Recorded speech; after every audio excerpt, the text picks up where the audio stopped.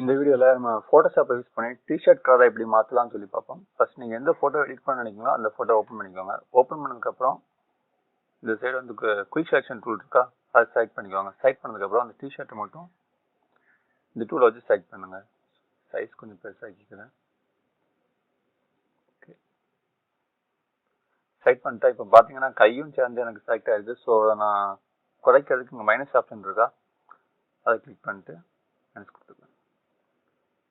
T shirt மட்டும் select ஆகிடுச்சு. Select ஆனதுக்கப்புறம் இதில் சேச்சுரேஷன் ஆப்ஷன் இருக்கா, அதை கொடுங்க.